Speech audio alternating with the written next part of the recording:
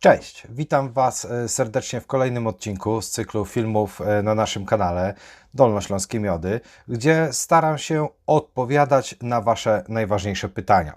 Myślę, że odpowiedzi bezpośrednio w formie filmu będą dla Was bardziej korzystne i będą Wam się bardziej podobać. W dzisiejszym odcinku dużo teorii nie będzie, bardziej forma pogadanki, ale i takie filmy muszą pojawić się, aby rozluźnić lekko atmosferę takiej czystej teorii. Sezon rozpoczął nam się na dobre, także mocno działamy i czas poświęcony na wchłanianie wiedzy z zakresu pszczelarstwa będzie dużo mniejszy. Jednakże w wolnej chwili możesz usiąść z kawką w ręce lub herbatką i zapoznać się z naszymi filmami. Ok, krótkie intro i lecimy z tematem.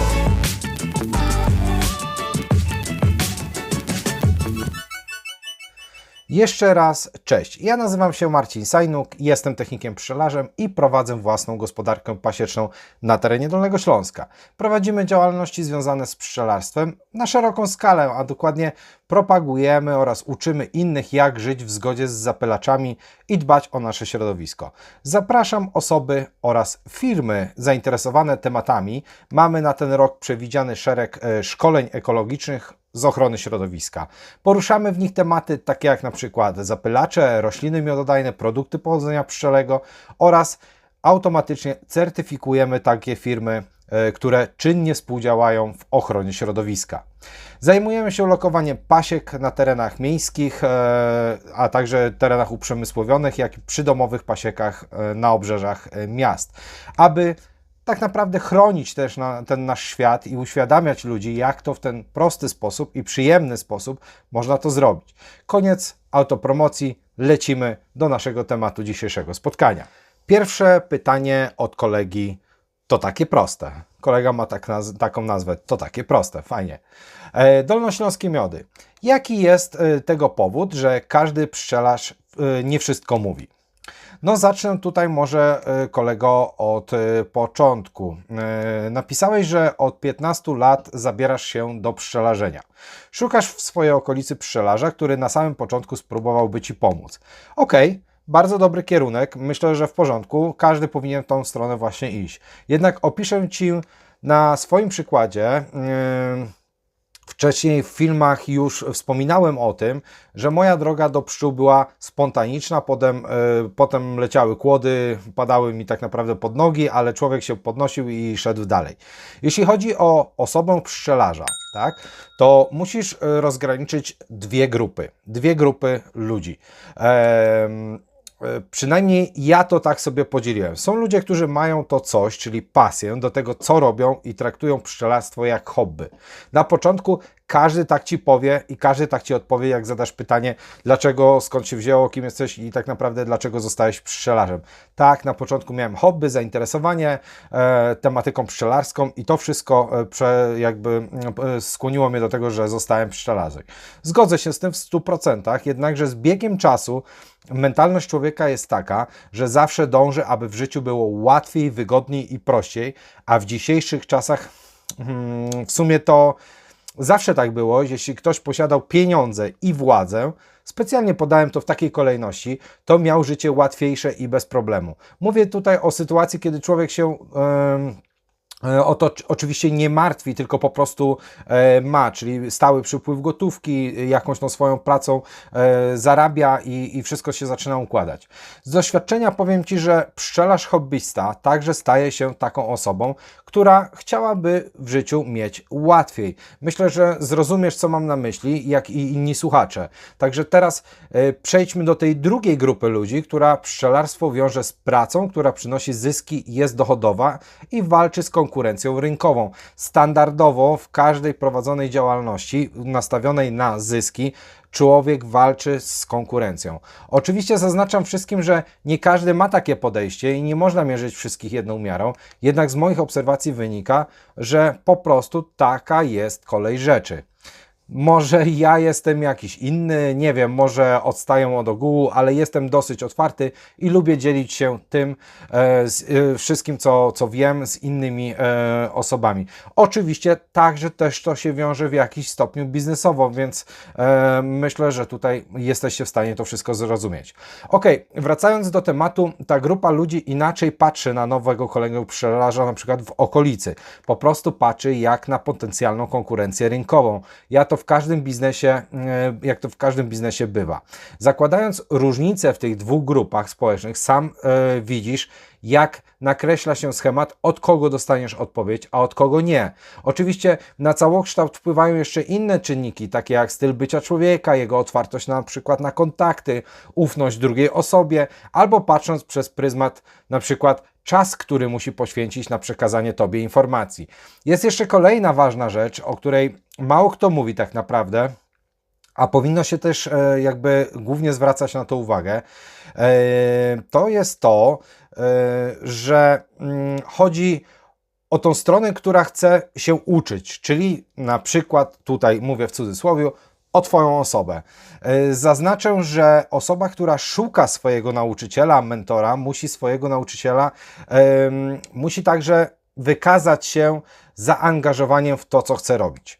No nie sztuką jest kopiować gotowca i wklepać jak matrycę na swojej pasiece to samo. Sztuką jest pracować ze zrozumieniem i być świadomym tego, co się robi. I tutaj zwracam się do Was, młodzi pszczelarze, chociaż sam się do takich zaliczam jeszcze w cudzysłowie, nie jestem jakimś tam pszczelarzem z dużym stażem, ale myślę, że mój nacisk na wchłanianie wiedzy, jakby na sprawdzanie tego w rzeczywistości, w praktyce, no i prowadzenie właśnie różnego zakresu tematów związanych z pszczelarstwem nauczyło mnie już wielu rzeczy. Na niektórych rzeczach się sparzyłem, na niektórych rzeczach się po prostu, potocznie mówiąc, przejechałem, ale nauczyło mnie to jakby pokory, spokoju i dążenia jeszcze raz do sedna całej sprawy. Zanim podejmiecie, młodzi pszczelarze, kroki w poszukiwaniu nauczyciela, mentora, zaczerpnijcie podstawową wiedzę, czy to w merytorycznego punktu widzenia, na przykład YouTube'a w tematyce pszczelarskiej, czy po prostu z literatury, która jest podstawową wiedzą każdego pszczelarza i powinna być zawsze drogowskazem. Można kolejno weryfikować swoją wiedzę w praktyce później na pasiece, ponieważ powielanie i odpowiadanie na pytania na przykład ucznia w trakcie prac na pasiece, gdzie już przystępujemy do pewnych zabiegów z rodziną, nagle ni stąd ni zowąd dostaje pytanie: Panie Marcinie, ale co to tak naprawdę jest truteń? Albo czy mógłby mi Pan pokazać trutnia, bo ja w życiu trutnia nie widziałem i nie wiem w ogóle, jak to wygląda. No słuchajcie, można pewne rzeczy zrozumieć, ale pewne rzeczy Wy też musicie jako młodzi pszczelarze zrozumieć, że my, osoby, które już są jakby zaangażowane w pracę i chcą Wam przelać wiedzę naprawdę czysto techniczną, czyli pokazać Wam kolejne kroki, jak powinno być wszystko wykonywane, no tą podstawową wiedzę musicie posiadać, musicie się tego nauczyć. Ok. Nie będę jakoś Was tam umoralniał, bo pewnie sam zadawałem dziwne pytania na początku, patrząc przez pryzmat czasu, ale no starałem się tą podstawową wiedzę znać. Na początku u mnie sytuacja była taka, że ja nie rozumiałem wielu tematów w książkach ze względu na słownictwo, na rodzaj słownictwa, jakie tam zostały wykorzystane, ale starałem się to wszystko sobie jakby w głowie poukładać, zanim zacząłem prosić o nauki starszego pszczelarza. Ok, myślę, że kolejne pytanie od kolegi Paweł Jach. Witam. Nie mogę nigdzie znaleźć jasnej odpowiedzi co do walki z Varroa ramką pracy. Chodzi mi o to, że spotkałem się, że ramka pracy po zaczerwieniu i zasklepieniu należy ją wycinać. W innej publikacji spotkałem się, że trzeba dopuścić, aby czerw trutowy się wygryzł i dopiero przy drugim zaczerwieniu i zasklepieniu wycinać. Jak powinno być prawidłowo? Ok, no to zaczynamy. Zobacz, kolego, tutaj kolega przede mną odpisał Ci na pytanie, bardzo fajnie, za chwilkę nawiążemy. Ja postaram się to trochę wszystko rozwinąć. Odnośnie pierwszego podpunktu, czyli odpowiedzi dotyczącej trutni, które powinny się wygryźć jako pierwsze, aby żyły z rodziną i dały możliwość zapłodnienia się nowych matek na pasieczysku. Okej, zgadzam się z tym, jednak trzeba określić kierunek swojej gospodarki, ponieważ czasem mija się to z celem i takie trzymanie trutni należy w tym przypadku także dać informację, że rodzina pełna, czyli harmonijna, ustabilizowana, musi posiadać trutnia na ramkach.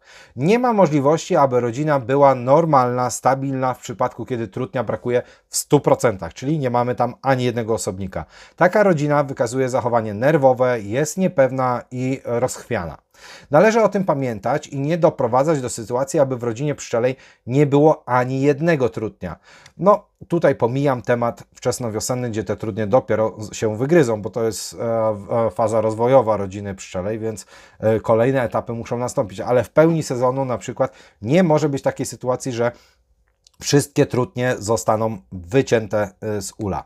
Co do zapładniania matek, to tak jak wspomniałem wcześniej, ważne jest to, że hodowla pszczół na własnej pasiece powinna dążyć do różnorodności, czyli do tego, aby matki młode wychowane z mateczników na naszej pasiece były zapładniane trutniami nie z naszej pasieki.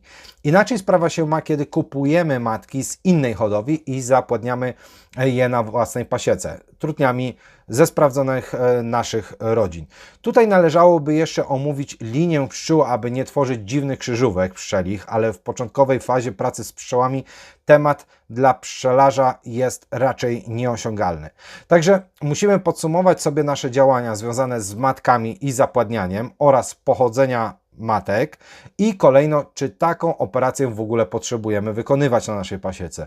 Jeśli wyeliminujemy te czynniki, to trutnie nam są niepotrzebne.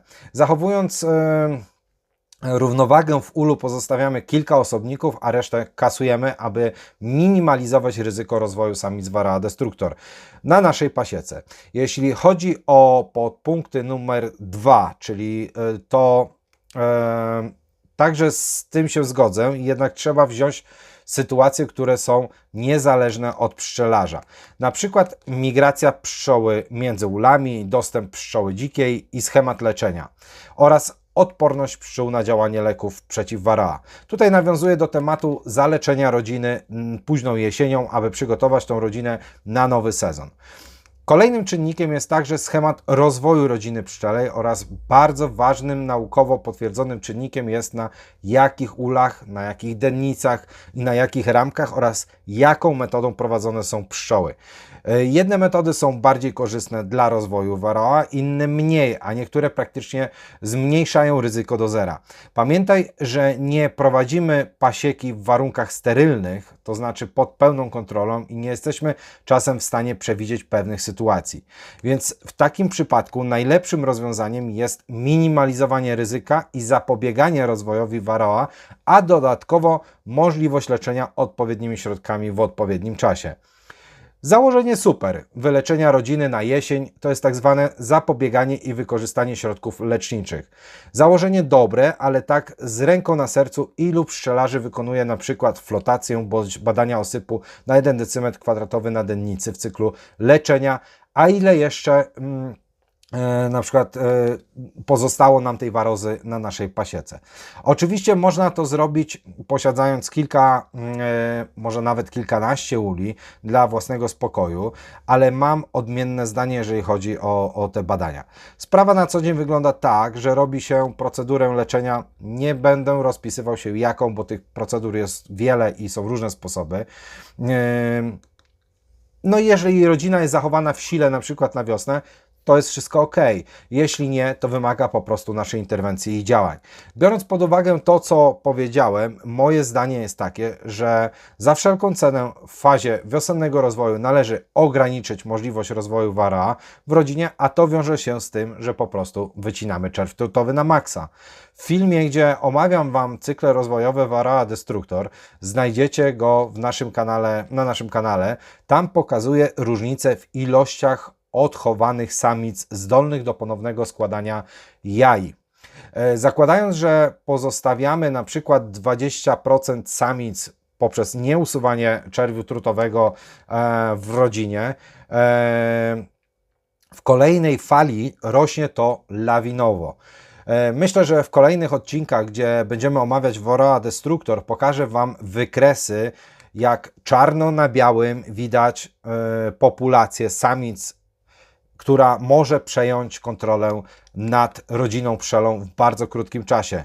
Nie strasząc nikogo, tak naprawdę żadnego młodego pszczelarza, jednomiesięczna przerwa w walce prowadzi do zagłady rodziny, jeżeli mamy inwazję Varroa Destructor. Kolega podpowiada także o metodzie sprawdzania komórek trutowych. Jak najbardziej możesz tego dokonywać wybiórczo na ulach i sprawdzić, jednak w wymiarze ramki będziesz widział jedynie siłę porażenia, a nie ilość. Każdy ul, a zatem rodzina, kieruje się swoją specyfiką.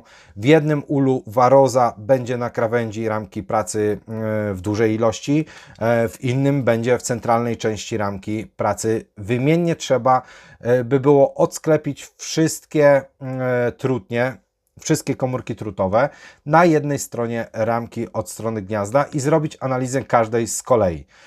Moim zdaniem nierealne do wykonania, aby to wszystko przeliczyć, przeanalizować poza warunkami laboratoryjnymi. Przy takim badaniu masz tylko naoczne świadectwo występowania i tak naprawdę chłodną kalkulację z założenia, często mylną niestety. Tutaj właśnie zwracam Wam na to uwagę.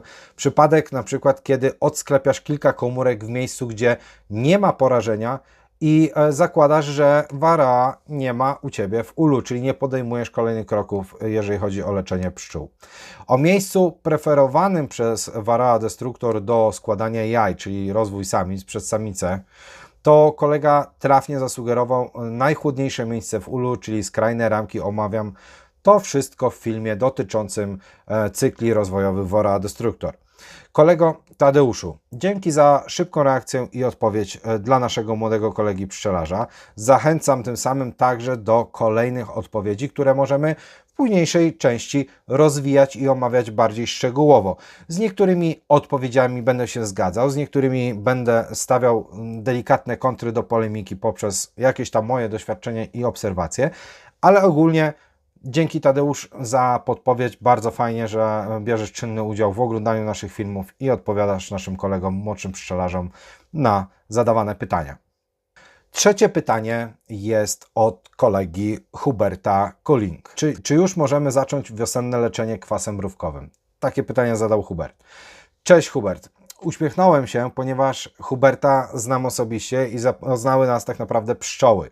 Hubert jest pszczelarzem od około 2 lat, jest to jego drugi sezon i znalazł sobie osobę, która pomogła mu wystartować. Zachęcałem Huberta do zadawania pytań pod filmami, ponieważ wiem, że je ogląda i zostanie dużo wiedzy także dla innych.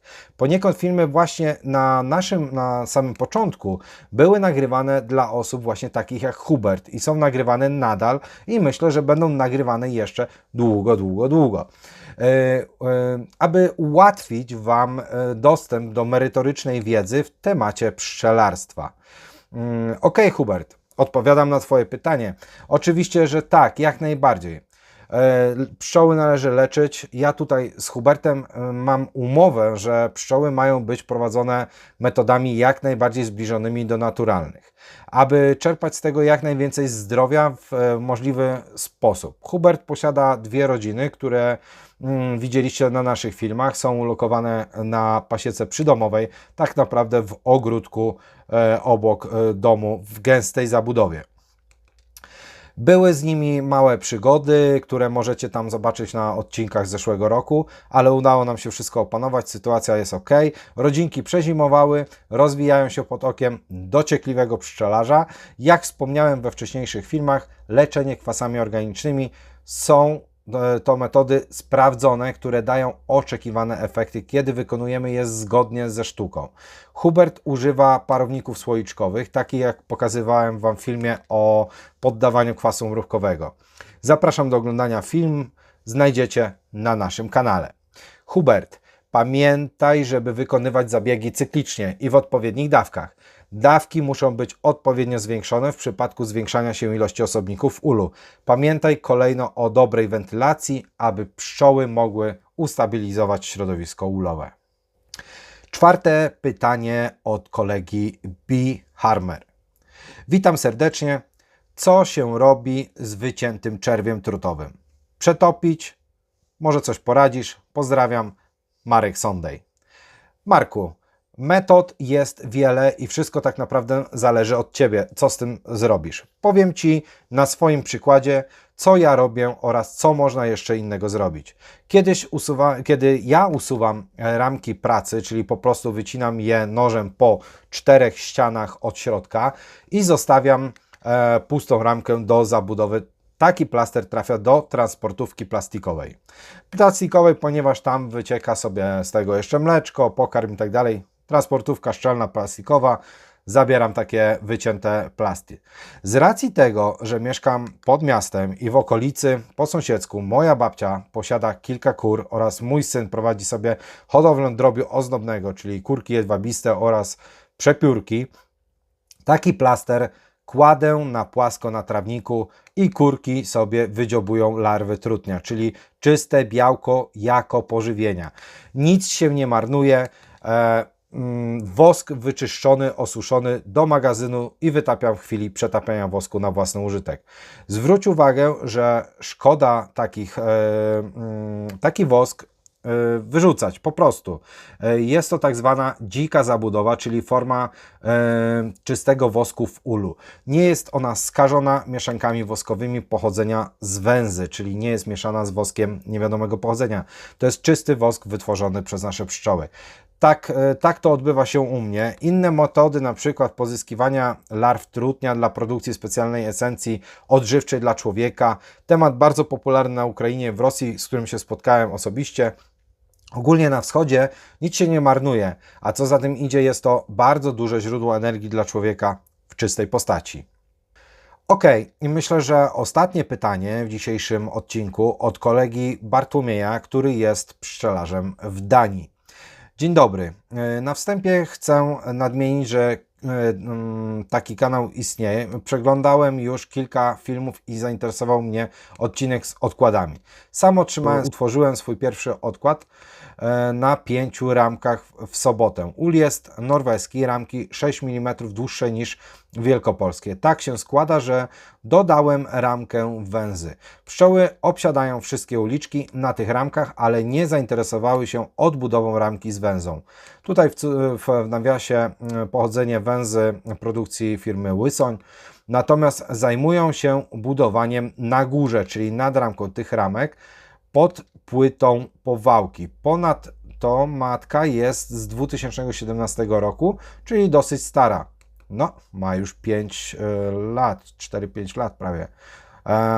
Tego niestety nie wiedziałem podczas zakupu. Z tego, co się orientuję, to przy starej matce rodzina prosi się o rójkę. Zauważyłem również pojedyncze komórki trutowe.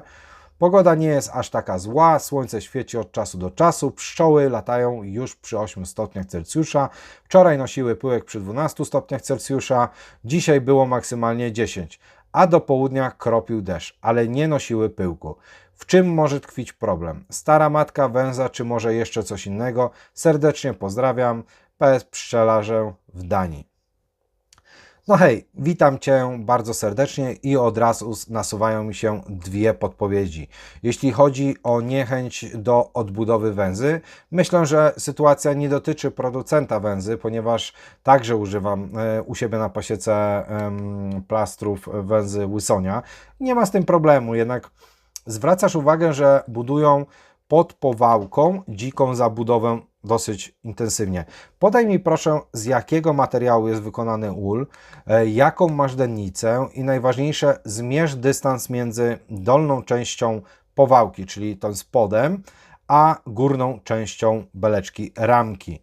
Moim zdaniem albo masz zbyt zimno w ulu i pszczoły budują w górnej części, tam gdzie temperatura najwyższa jest w ulu, lub masz zbyt dużą przestrzeń pomiędzy ramką a powałką. Kolejnym czynnikiem może być wielkość kolonii, czyli rodziny pszczelej. Dopisz proszę i sprecyzuj informacje, gdzie włożyłeś tą węzę, czy między ramki odbudowane szczerwiem, czy na samym końcu gniazda. Dopisz także ile jest na przykład ramek w ulu i iloramkowy jest ul i czy używasz na przykład zatworów do zacieśniania gniazda. Rodzina na wiosnę dosyć kapryśna i wymaga wielu zabiegów i kontroli równolegle. W kolejnym odcinku postaram odpowiedzieć się na Twoje pytanie. Myślę, że na dzisiaj wystarczy takiej szybkiej teorii, odpowiedzi na Wasze pytania. Zapraszam do komentowania pod filmami oraz zadawania pytań. W ten sposób uda nam się stworzyć filmy, w których dostajecie dokładnie to, czego oczekujecie i nawiążemy między sobą tak naprawdę bliższą relację. Na koniec pozwolę sobie na kilka ogłoszeń związanych z naszym kanałem, ponieważ wprowadzamy troszeczkę nowych nowinek, zmian, takich bardziej wychodząc na frontalnie, specjalnie dla Was. Oczywiście zapraszam do subskrypcji kanału na YouTube pod nazwą Dolnośląskie Miody. Tutaj pod oknem filmu możesz kliknąć klawisz subskrybuj i kolejną ikonę dzwoneczka. Wtedy będziesz informowany o nowych filmach na naszym kanale. Zapraszam także do pozostawienia łapki w górę. Tutaj na dole możesz kliknąć kciuk do góry, jeśli film Ci się spodoba. Jest to dla nas wykładnik zainteresowania danym filmem i motywuje nas do jeszcze większej pracy. I teraz w sumie jedna z ważniejszych zmian i informacji. Od jakiegoś czasu staramy się tworzyć transkrypcję na naszych filmach, czyli dodawać naszą wypowiedź w formie tekstu pisanego tutaj na dole ekranu. Pomysł zrodził się dla języka polskiego, aby ułatwić docieranie do ludzi słabo słyszących, czyli osoby, które oglądają nasz kanał, ale na przykład cierpią na choroby związane ze słuchem. Każdy nasz film posiada możliwość włączenia opcji wyświetlania tekstu tutaj w takim banerze poniżej. Standardowo tego tekstu nie ma. Możemy go włączyć sobie w oknie przeglądania filmu, czy to na stronie YouTube, czy za pośrednictwem aplikacji w smartfonie. Później kolejno po tej transkrypcji dostaliśmy zapytanie, czy jest możliwość translacji na inne języki, także w formie napisów. Oczywiście, że tak. I specjalnie dla Was filmy wypuszczane z translacją. Aby włączyć napisy, wystarczy w oknie filmu w górnej części kliknąć ikonę CC. Dwie literki C w takim kwadraciku. Jeśli jednak chciałbyś na przykład zmienić język wyświetlania tutaj na dole, można to zrobić klikając w górnym prawym rogu 3 pionowe kropeczki i wybrać z opcji język transkrypcji. Jeszcze raz wielkie dzięki za oglądanie naszego filmu. Ja zapraszam do kolejnych, do następnego. Pozdrawiam brać pszczelarską. Cześć!